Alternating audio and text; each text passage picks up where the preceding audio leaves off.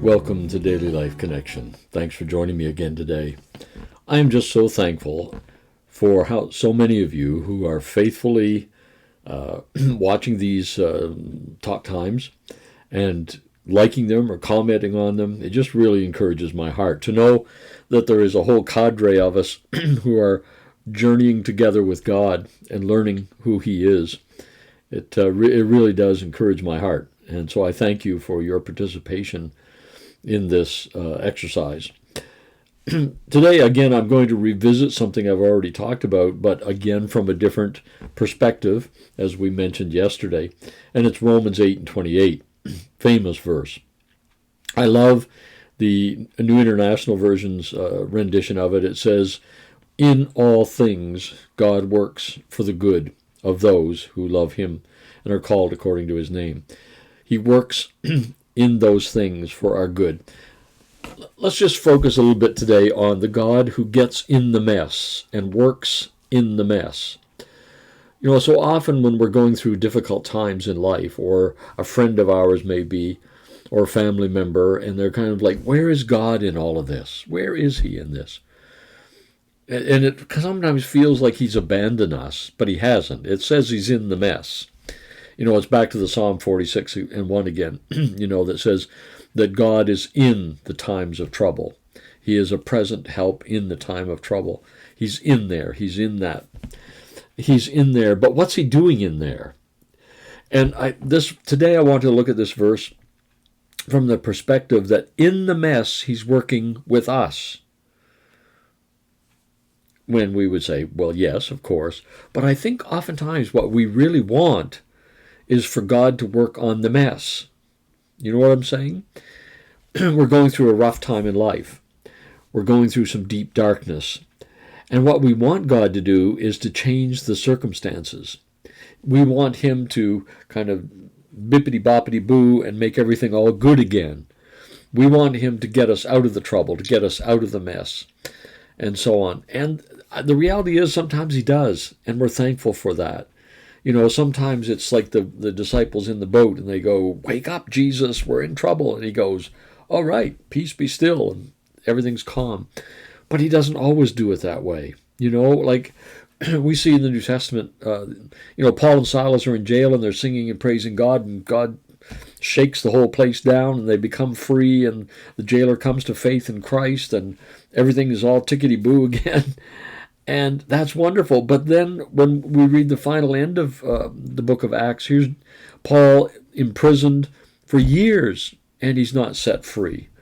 So I really don't believe that Romans 8:28 is about God works in the mess to change the mess, although sometimes He does. His primary purpose, and in that verse it says so, he who began a good work, Philippians 1:6, one of my favorites, but we're talking about Romans 8:28. We know that in all things God works for the good of those who are called. He works in the mess for us. He works with us. And the reality is, I may not like it, but often God's best work in my life happens in the tough times. It happens in the dark times, in the slogging through the swamp times. And that's exactly what this verse is saying. He is a God who's not afraid of the mess, and He's not so concerned about the mess as He is about us. That's good news, isn't it? In those times, He's more concerned about us than He is the mess. And I'm really glad for that, because it tells me that He is more worried and concerned about our relationship. And it means that He has the confidence that the mess we're in, the difficult things we're going through, will not destroy us, will not separate us from His love. And so He relaxes about it and says, let me work with you in this mess. And I think sometimes, because we don't think of it that way, sometimes we're praying in the mess, oh God, deliver me, change my circumstances. And because we're so focused on Him changing the mess, we miss what He's doing with us in the mess. So I think a good prayer today for us is, if we're going through one of those times, and most of us are on some level in our lives, to say, God, would you show me by your Spirit what you are doing in this mess? What is it that you are doing in my life, in this mess? Because I really believe he will show us. And he says he works for the good, for the good. He is not using these times to chastise us or punish us or teach us a lesson. These things come to us because we live in a broken, toxic world, and we have an enemy who mounts up things against us. But in all these things, God works for us, in us, with us.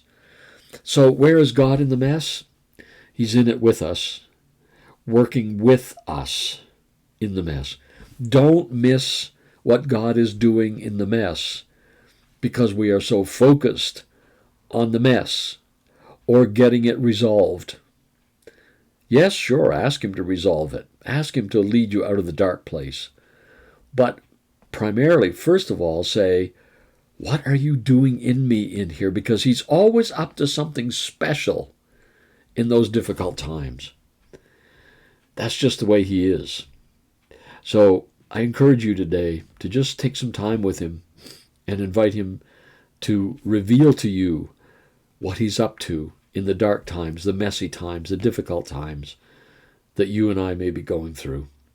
I know he will, and I'd love to hear about them in the comments section of how God is touching your life. Thank you for listening. Thank you for participating. God bless you. We'll talk again tomorrow.